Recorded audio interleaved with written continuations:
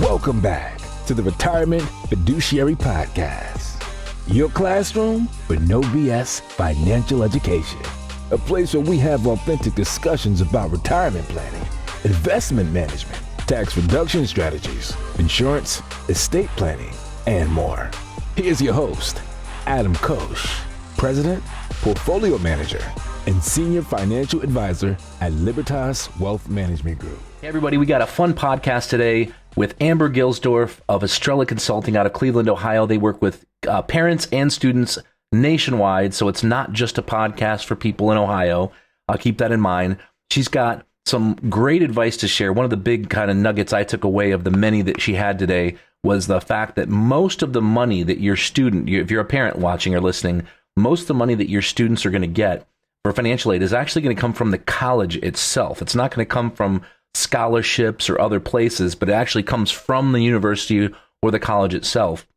We talked a little bit about using financial advisors as the filter, quote unquote, between what the parents can afford and what the child wants to do in terms of going to school. So in other words, there's times when maybe your child might want to go to a really, really expensive school that after doing the research, working with a company like Estrela and Amber, that you find out that it's just too expensive. And then sitting down with a financial advisor, which teaches them not only, obviously, a little bit about finance, financial planning, retirement planning, college savings, but then the financial advisor is going to be the third party that acts as a cushion between the parents saying, look, here are the colleges that make sense based on what financially makes sense for you and your family.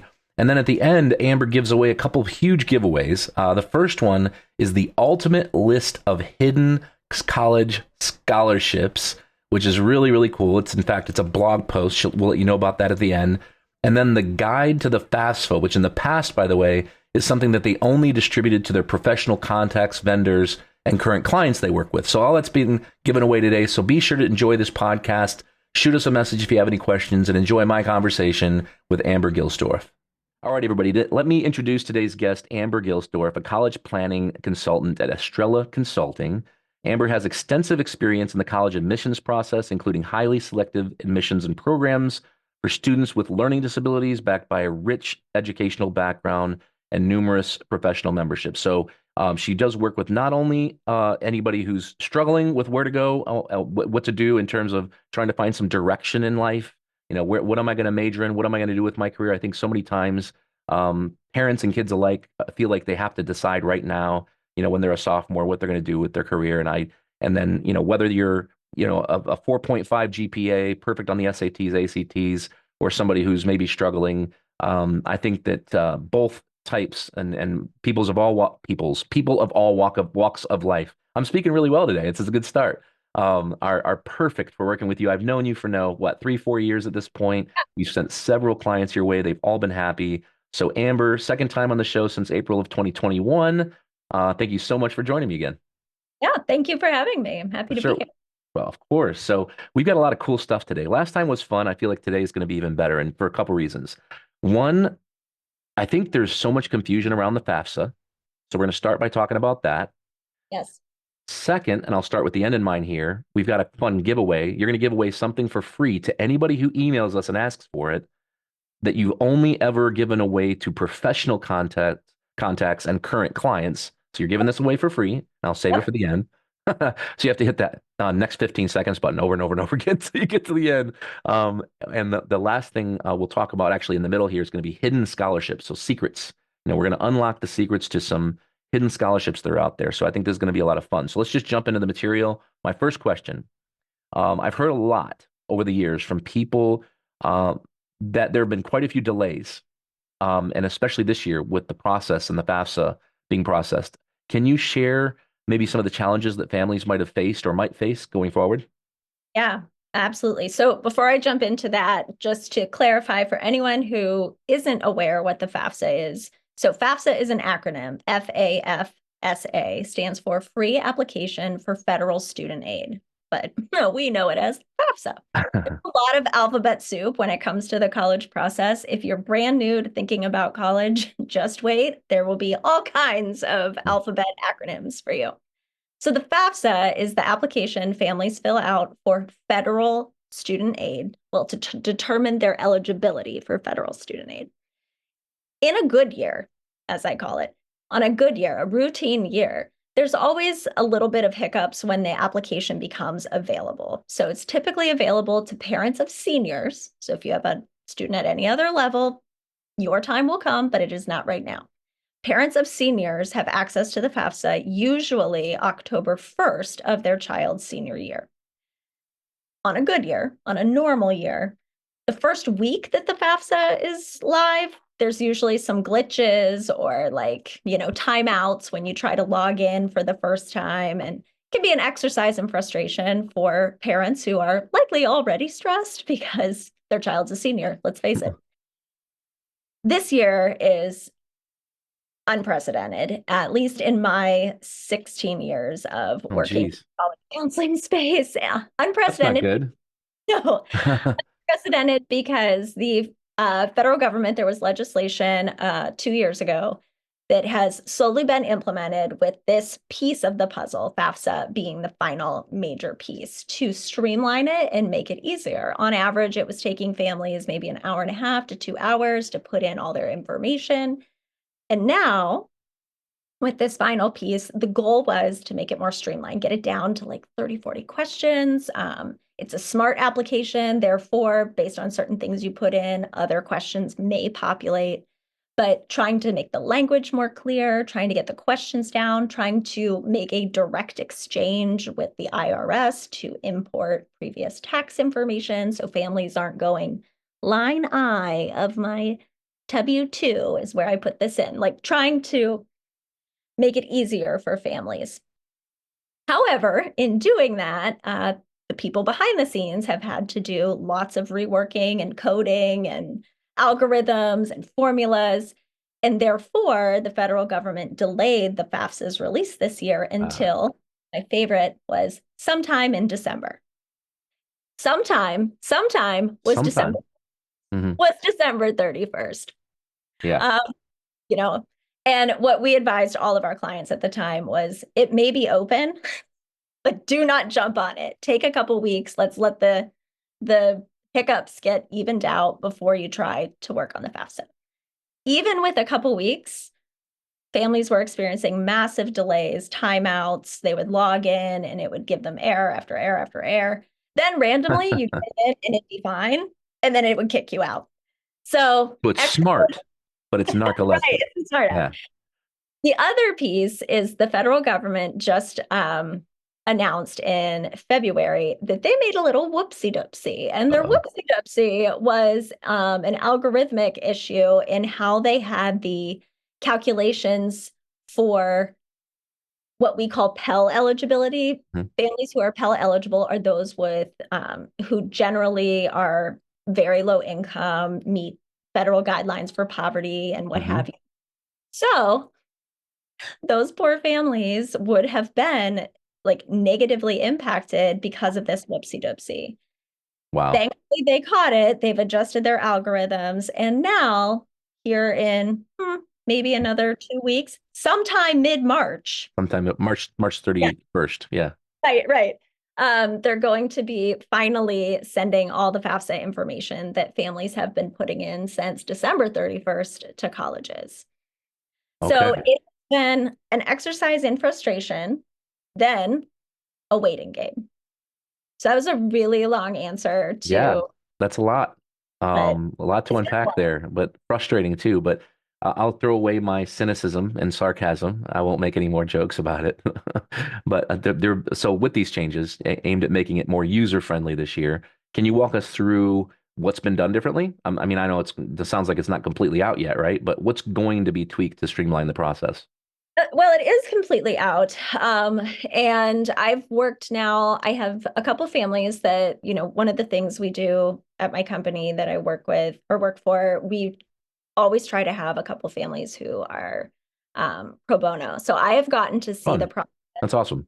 That end. I've also gotten to see the process with families who maybe not would qualify for need-based aid. I've gotten to see it through lots of different income levels and see, how easy it is no matter where how much data someone is needing to put in. The process overall is a lot easier.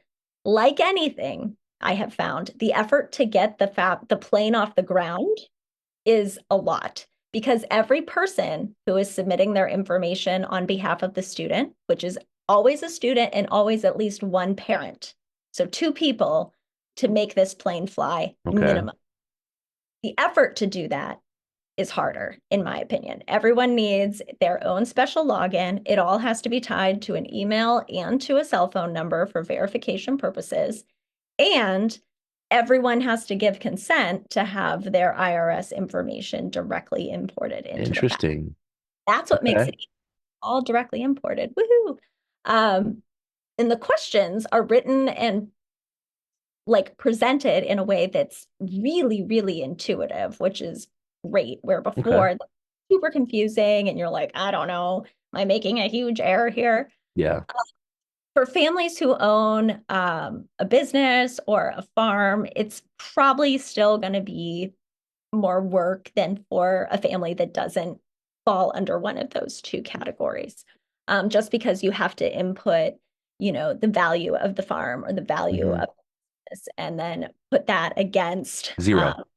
Just make it 0. No, I'm sure that's why the IRS input makes things simple, right? For individuals and couples, non-business owners, because of course you got the information directly piped in, so you can't really kind of fudge the information either, which maybe that's a bad thing, but at the end of the day, it's simpler. But with businesses, it's you still got that gray area, farms. Yep, precisely. And how does one value that? Sure. We get a 0. I'm kidding. I'm kidding. so no. I always say there's nothing wrong with avoiding taxes. You just can't evade them. There's a Yes. difference. Okay.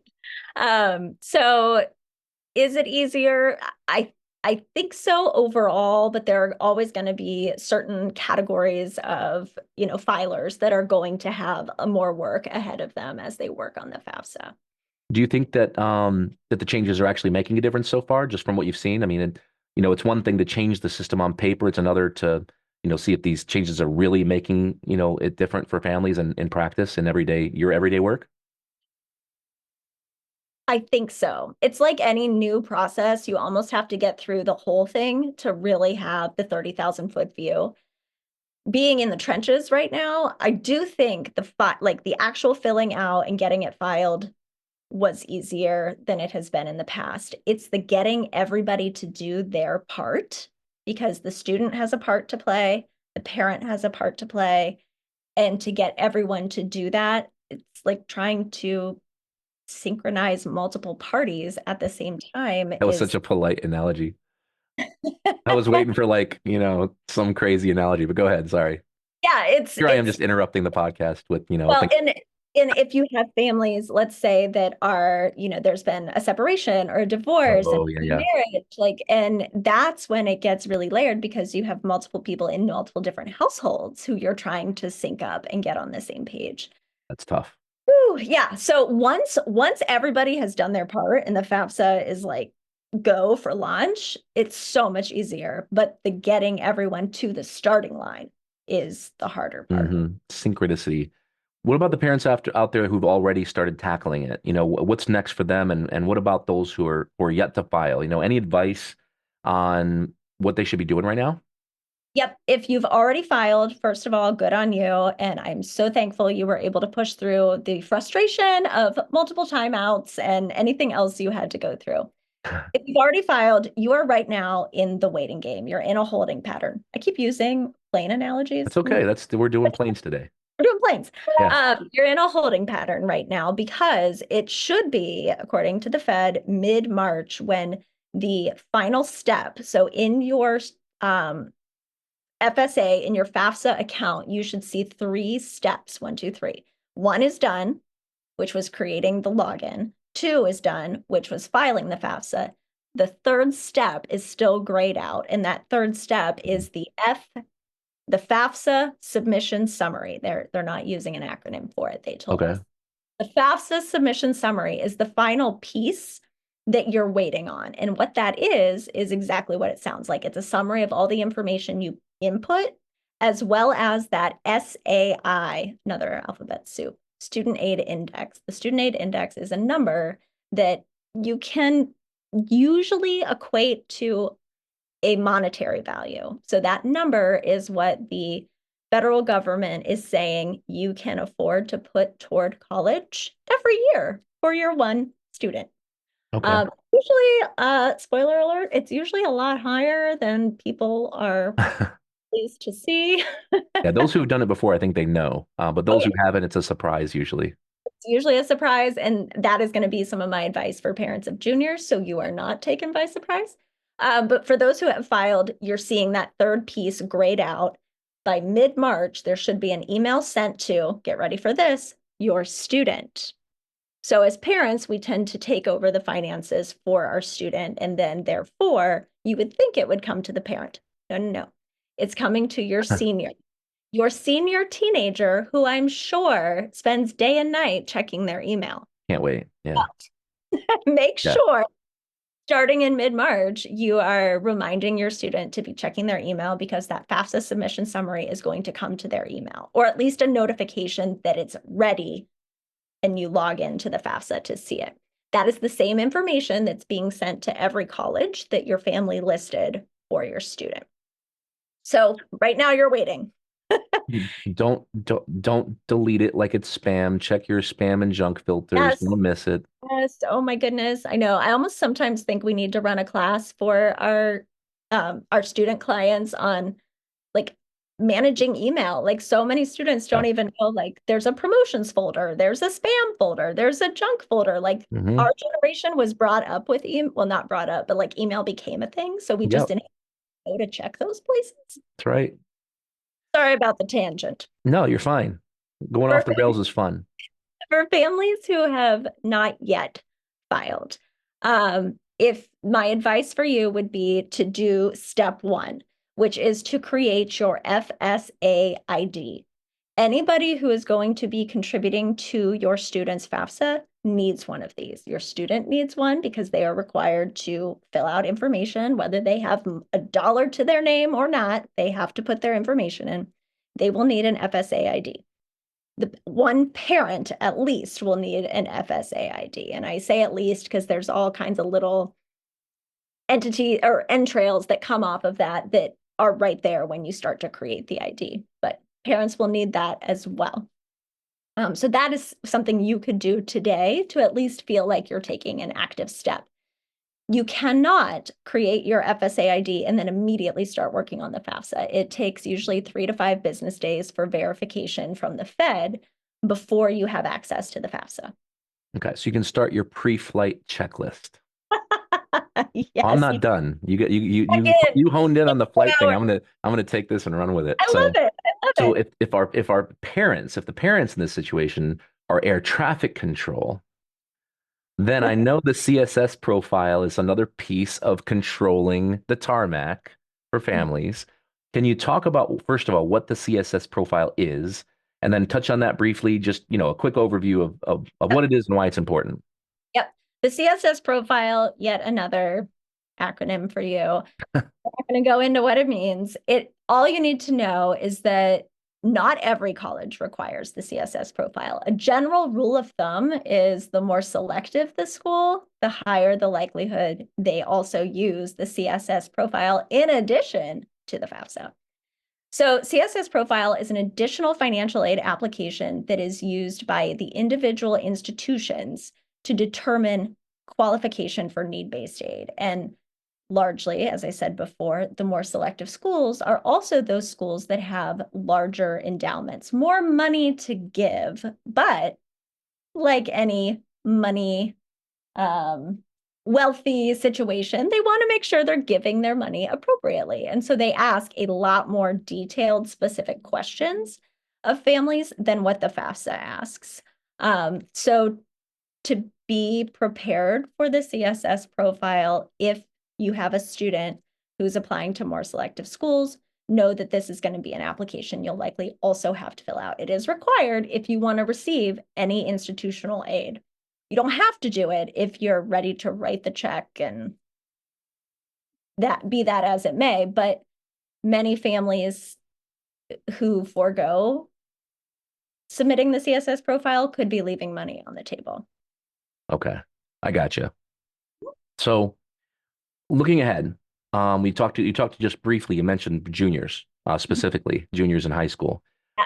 So juniors that are getting anxious about next year. Talk about what they should be expecting. These are the new planes coming out of Boeing that are getting ready for flight. Are there Yeah. steps that they can take now to get a head start on warming up their engines and preparing for flight? Yes. It's So ridiculous. parents of juniors. And I'm just going to speak strictly in a financial sense, since this is a financial related Sure. topic. Yeah, yeah. Lots of things, juniors, bless your hearts, junior teenagers, that you can be doing right now. But parents of juniors, I think the number one thing you want to be doing is making sure you have an idea of what your SAI, an estimate of what that's going to look like. So to refresh you, an SAI is the Student Aid Index. That's the number that the federal government thinks you can afford to pay per year for your student when they go to college. So for a long time, we were waiting on calculators. There's been tons of calculators out there for years that families can do to get an idea of what they would have to contribute. But it took a long time for calculators to update with the current formulas when they changed the FAFSA. Now, I highly recommend any parent of juniors to do at least two, I would call them 30,000 foot view calculators, and then some more specific school specific calculators. So there's 30,000 foot view calculators that I have run my personal family numbers on to see how close we get to each of them. Is the SAI coming back the same each time? And for the most part, it's within the same ballpark. I wouldn't say it's always exact. So the first one is the Federal Student Aid Estimator. So Okay. that's the one that the government puts out. It'll take you about 20 minutes. You're going to want to have, if you're a parent of a junior, you will want to have your 2023 taxes done to get the most accurate information, because your 2023 tax return is going to be that which is used when you're doing this for real next year. Mm-hmm. If you don't have your 2023 taxes done and you're chomping at the bit to get this finished, or to at least get started, if you have your 2022 and you don't have a ton of variable income and it's going to be pretty much the same thing for 2023, you're probably fine to use that. What I would tell you, if you do have variable income, is make notes on what what values you put in to account for the variability, so that you're understanding where the numbers are coming from. So basically keep track of what you're Right. putting in. So the Federal Student Aid Estimator is step one. That is going to give you what's called the Federal Methodology SAI. So it's using the Okay. federal algorithm and formula to give you that SAI. Then there's a free college aid report that is on the NAPFA website. Oh, NAPFA well, stands, that's great. Yeah. National Association of Personal Financial Advisors. We're a member, so I'm really familiar with them. Yes, I am sure. When I was prepping for this session, I was like, he's going to be so proud I know about this. Yeah, I am proud. The College Affordability Project is a initiative that NAPFA has taken on to support families and help be more transparent about the cost of college. There's a calculator on there called College Aid Pro. You get to put in 3 colleges to get a sense of what your SAI would be. When you see that, you'll not only get your federal methodology SAI, but if you put in any schools that use that CSS profile, you will get the institutional methodology SAI, because your SAI could be different depending on if a school requires the CSS profile or not. Now you're wondering to yourself, how do I know if a school uses a CSS profile? All you need to do is Google College Board CSS profile, and it will bring up right there on the main page, member institutions, and you will see, I think it's like 200, a list of that use it, and just scan it to see if any of those are ones your student is considering. But the reason you want to do this is so that you have an idea of what your annual expected contribution is going to be, so that you can start planning and budgeting and steeling yourself for what that might cost. And Therefore, if we reverse engineer that, help your student build a college list that's within your budget. That is one of the number one things that we do with our clients. We make sure that the list doesn't only fit the student, but also fits the parent priorities around, well, many priorities, but most importantly, like financial. That makes a lot of sense. It's good. I was going to play around and use another flight example, but when we go on vacation, sometimes the flight matters, right? The cost of the flight, and if we can't afford to go there, we shouldn't be planning for it. But it's like Yes. buying a house. I think that buying a house is probably a better analogy. That you start with a budget in line, and you just don't go over that budget. Otherwise, you're going to find yourself strapped, right? Yep. So before I want to get into hidden scholarships, unlocking those secrets to hidden scholarships. But before I do that, you mentioned something 2 questions ago that I took note of here, that you mentioned in our last podcast 2 years ago at this point, or 3 years ago. Geez, it was 3 years ago.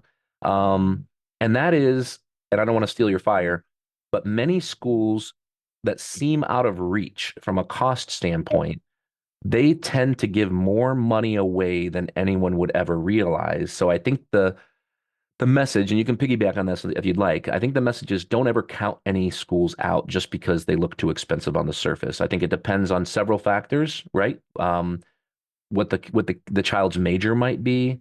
In-state or out-of-state is almost irrelevant. Am I wrong? It depends on the school. If it's an out-of-state school, so if it's a public school out of state, like Penn State is going to be more expensive than Mhm. Ohio State, let's say, because if you're in Ohio and you're trying to go to Penn State, you're paying the out-of-state tuition and fees and vice Yep. versa. But so it depends on, like you said, a lot of different variables. Okay. I just wanted to make sure we highlighted that and reiterated that because I think it's a big misconception, I think, when it comes to college planning. To me, I think that's directly linked to doing the calculators for the SAI, because if like I had a family recently who their SAI was $425,000 per year. So okay. Because they were like, will we even qualify for need-based aid? No. In fact, I mean, there's schools like, let's say Harvard, just because everyone knows Harvard, like they say right on their website, like if your family has an adjusted gross income of 200 and I want to say it's like 60,000, you could still qualify for institutional aid. And often at schools like a Harvard, that's not loans, that's free money. But the higher you go above that number, it becomes extremely less likely you're going to get the free money. So if you know what your number is, you know where you can find funding resources, if those are going to come from the institution or if they're going to have to come from the bank of mom and dad. So these are the reasons we want to do that. And then a lot of colleges, individual colleges, have finally started to catch up and put calculators on their financial websites that use the new SAI formula That's nice. and can give you an idea of what your family's cost would be at that school. Take those with a grain of salt, I always tell families, because they're Sure. not really as robust or deep as the real calculators, but it'll give you a ballpark. So do the major, like the 30,000 foot view estimators, and then work on the individual school ones. Okay. So let's talk about those scholarships, those hidden scholarships. You and your team had a viral blog that came out a while back. And for those of you listening or watching, you can find it on their website at estrelaconsulting.com. That's Estrela, estrellaconsulting.com. And just search for the blog title. It's the ultimate list of hidden college scholarships. I already like that. The ultimate list, like the last list I ever have to look at. I don't have to Google anything else. I already like it. So, but this blog discusses hidden scholarships available at various colleges. So, can you share some insights to how students can uncover these less obvious scholarship opportunities and what makes them so hidden in the first place? Yes. So I have to say something you alluded to in your question is it the ultimate list. Something families can take comfort in is if or when you ever work with a college consultant, you want to make sure they belong to professional organization, either IECA or HECA. The Huh. beauty of these types of lists is we crowdsource them from our peers, our professional peers. So I might not know about hidden scholarships at schools like the University of Arizona or Arizona State. But guaranteed, there's a consultant in that state who sends lots of students there and knows the reps there and has learned about maybe scholarships that you have to search on the website to even find them, to know they're there. They don't show up at your door and ring the doorbell. So knowing that we're sourcing from people all across the country, it kind of is the ultimate list. That's how we put this together. We put out an all call, we compiled it all into this list, and we are updating it constantly. So the link on the blog is a fluid link that is always being updated. So we hear about another one, we're putting it on there. And the goal would be for this to just be a growing document that continues in perpetuity. So the schools on this list, what we mean when we say hidden scholarships is what I alluded to earlier. They aren't what we call automatic in the biz. So there are some schools like University of Kentucky comes to mind, where I submit my application, my GPA, if I have test scores, et cetera, et cetera, et cetera, my course rigor, everything is there. And the admission reps read my app, say, yep, you fall within our band for $6,000. Here you go, Amber. That's an automatic scholarship. I'm in and I got this money, done and done. But then there are other schools where they may have automatic scholarships, don't have to do any extra work. But if a student is astute enough to know, I should probably go to their scholarship webpage. I should look and see and read down.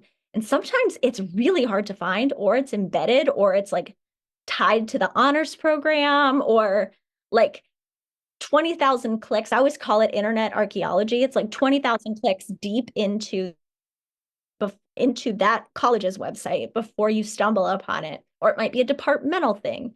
Computer science department has this great scholarship. I remember the Buckeye Bundle at Ohio State. They had, when I was, that was eons ago, but they had the Buckeye Bundle that you would grab at the admissions office, and you could like go through and find something that worked for you. And unfortunately, they didn't have scholarships for Hungarians, so I was out. You didn't get bundled. I didn't get it. Yeah, I was out. Yeah. So, a lot of times it's a matter of taking that extra time after the application is filed, the application for admission, to then go back and look for the scholarship. So starting at the financial aid website, scholarship website, some schools, like I said, it's tied to the honors program. So if you have a student who's applying to the honors program, sometimes it's 2 or 3 clicks into that you can find, oh, there's actually this other scholarship that they could apply for. And often these are not, like I said, they're not the automatic ones. There's an application.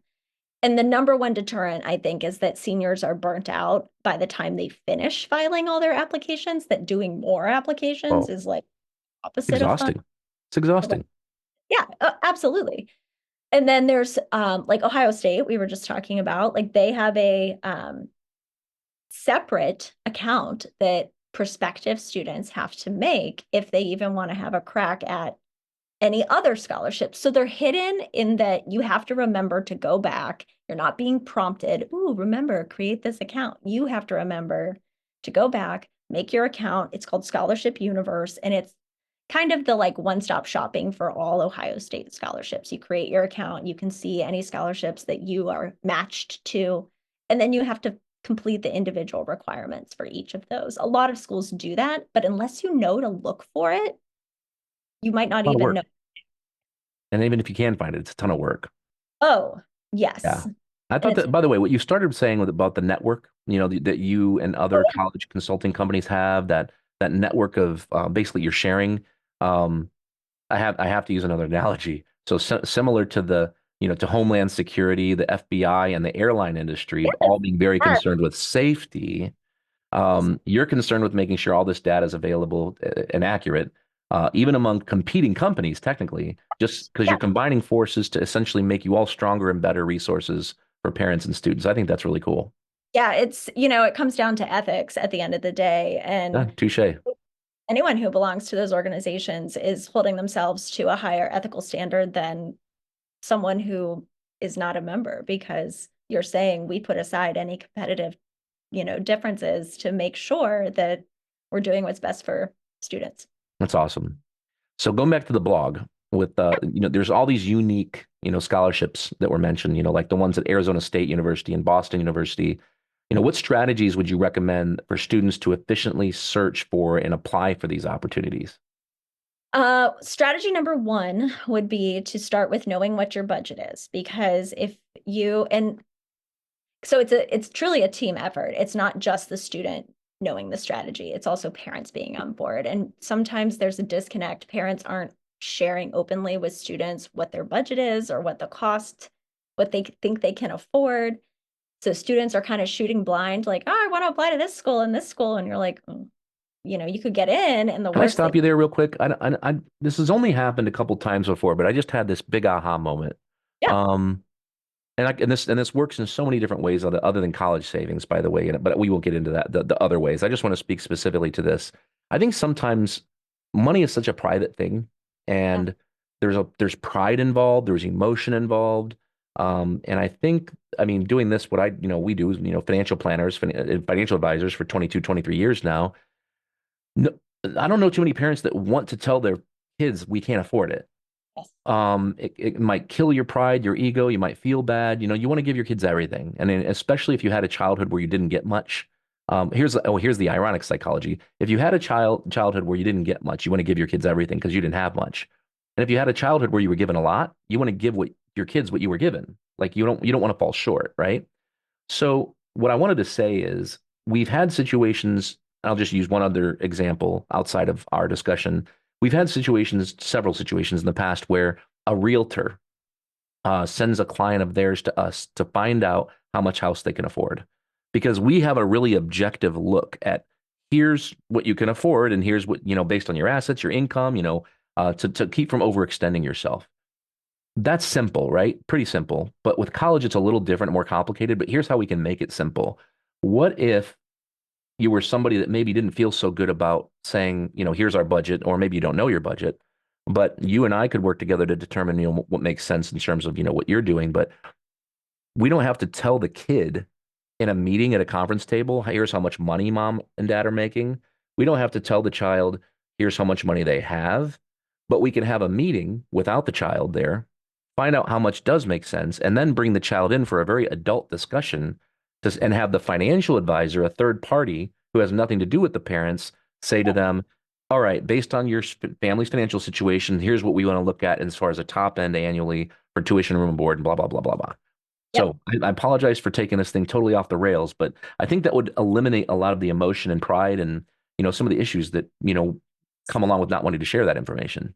Yes. And you have entered into like my past life. I was a counselor for 9 years. And That's the right. psychology behind it is fascinating because there's also not just pride tied to the money piece, but pride tied to where your student applies to college and where they get in. And there's a layer of almost like where my child is admitted reflects how good of a parent I was, which is an interesting, Okay. Yeah, it makes sense. so yeah, we see it a lot. And we live in this world where we're wanting to give everything to our children and we're wanting to make the best for them. And psychologically that makes sense. But ultimately the best thing for them will be to not have copious amounts of student loan debt and Yeah. be under it for the rest of their adult life. This time is so short. We don't want to put this on them for the future. College is 4 years. You don't want something that's hanging over your head for 30 plus years after the Oh fact. man. Talk about a big mistake that you could make or really avoid. Yes. And yeah, I guess to boil it down, I'm essentially saying let us be the bad guy. Yes. The other Yes. example I was going to share is it's like with athletes, when athletes become clients, they get these enormous signing bonuses for like the NFL, MLB, NHL, whatever. And they don't get taxed on it. And then they start making a lot of money and they have all these friends that they grew up with that aren't making money, right? So they want to help. And then when friends ask, I don't know, to pay the lunch bill or the bar bill, or the friend's starting a business, and says, hey, can you want to invest in my business? Everybody knows, including the athlete, that they have the money, right? So I'm like, let me be the bad guy and tell them no. My financial advisor said, no, I can't do it, Yes. So anyway, I said to a family recently that was contemplating hiring me that I often find at the end of the day, despite all the expertise and support that we provide on our team, a lot of times it comes down to preserving the relationship between parent and student in those final precious years that you get to be this family unit, because that will change when they move on to college. Yep. So you want those final couple years to be fraught, or do you want me to say the hard? Right. I can say the hard things because it's coming from a place of um, respect and expertise. Yep. And the relation, yeah, I think we all know that. That's the non-monetary part of this, where 92% of the time you spend with your kids or it's over at 18, 92% of the time. So That hits hard. it's But yeah, scary. So the blog, it highlights some of the, I know I'm going back. We keep going off the rails. I'm bringing us back. The blog highlights the importance of, early and informed scholarship searches, starting early, educating yourself. How could you, could you elaborate, I guess, a little bit on like the common pitfalls, mistakes, that students might encounter during this process and how they can navigate the scholarship landscape more effectively, given how complicated it is? yep. So if I was working with a student right now and telling them how to navigate this, I'm going to tell you, use this post because you're going to see, oh, here are some schools on here that have these hidden scholarships. These would be ones that if they're in my region, if they fit my criteria, maybe I should have some of these on my list. Maybe you're not doing all of them. They're very wide ranging in scope and span geographically the whole country. But having a couple of those schools on your list and then knowing that this is not by any stretch a comprehensive list. There are still schools out there with hidden scholarships, and going to the financial aid and scholarship website at each school on your list to see what additional opportunities there might be from that institution that you could apply for. The common misconception or misnomer around scholarships in general is that, oh, I'll apply for all of these, Dr. Pepper. We see that one all the time on Right. the Super Bowl. Or I'll apply for all of these big name scholarships. The big name scholarships, at best, they're awarding what, 5 of them across the country Playing the to lottery. yeah, it's the equivalent of the lottery. The most money that your student is going to earn for college is going to come from the college itself. And so the number one driver for how much scholarship money your student is going to have at their disposal is based on what schools are on the list, because not every school gives scholarship money. That's the other misconception. I have so many amazing students and their parents who are like, my student is amazing. They have the top everything. They're awesome. They're going to apply to Northwestern and they'll get a scholarship. Hmm. Northwestern, I think, I'm trying to remember their numbers. I think it's 3% of students get a merit scholarship. So money for being, Wow. that's aside from athletics. We're not talking about Division I athlete scholarships. Sure. We're talking academic. 3%. And everyone who goes to Northwestern is just as amazing as your kiddo. So unless your kiddo is the top 3% of the top 1%, those are pretty long odds. That's Oh, almost man. odds. Northwestern has a need-based scholarship policy. So this is circling back to those I calculators, see. if you qualify for need-based aid and your student applies to Northwestern, it could end up being $30,000, $40,000 less than the sticker price if you qualify for need-based aid. If you don't qualify for need-based aid and you're thinking, my kid's going to get a scholarship, and they get into Northwestern, so not only is it let us be the bad guy and have the budget conversation, but it's also make sure that you're working with someone, or you as parents are researching what the institutional scholarship policies are if your family does not qualify for need-based aid, because you could end up paying full cost of attendance. And if that's not in your budget, Yeah. And I think probably that there's, shouldn't be on the list. aside from people who are in your profession, 99% of people don't know that, and they would never know And then, as you mentioned earlier, just going through the FAFSA and going through that process can be exhausting. Now try applying to a bunch of scholarships, trying to find the scholarships, reading your blog, understanding that not all of them in there because there's new ones popping up all the time. So you digging, it's a lot. So I think that now's a good time to share two giveaways. I thought you were going to have one, but now that I think about it, you technically got two giveaways. One is going to estrelaconsulting.com and getting that ultimate list of hidden college scholarships. Let's be honest, that's a freebie and a half. So that's available. And then the second thing that Amber's willing to give away here, and this, by the way, this is something in the past only has been distributed to professional contacts in her industry and their current clients. She's giving it away today. And that's the guide to the FAFSA, basically a guideline book from Estrela on how to fill out the FAFSA and how to make it easy on you. So if you're interested in that, all you have to do is reach out to us. Just shoot us an email at info@libertaswealth.com. That's info@libertaswealth, info@libertaswealth.com. Just request it. It doesn't matter if this podcast has been sitting out there for another 3 years, by the way, and you happen to listen or watch it and you want it now. If it's assuming it hasn't been updated, we'll give you the old one. If there's a new one, we'll give you the new one. We update it every year. Do you? Okay, well, there you go. I was winging it, but thank you for that. So I'll just close by saying this. From my perspective, being a financial advisor, portfolio manager, financial planner for 22 plus years, college is an investment. Not only the university, college, tuition, room and board, but picking the right college is an investment. You wouldn't wing your retirement plan. You wouldn't just hire a surgeon to do surgery on you because, you closed your eyes and put your finger on a name. I think that given how important this decision is, thinking of college as the investment and it's going to produce a result, which is going to be a major, which gets our kid a career, which is going to pay for their life, their own retirement planning at some point, their kids and so on, and their college, right? Grandkids' college. I think it pays dividends upon dividends to at least have a discussion with Amber, an intro call, if you will, just to learn more about what they do, how they do it, and how spending like a little bit more money, relatively speaking, when you look at the total cost of college, to get some coaching and help and guidance, I think it's priceless. Honestly, you probably don't charge enough to be honest. So you can get a hold of Amber on LinkedIn, Amber Gilsdorf. That's Gilsdorf. You can find her at estrelaconsulting.com. I'll also put her contact information in the show notes. And then information on YouTube, Spotify, iTunes, it'll all be there. Our producer will take care of that.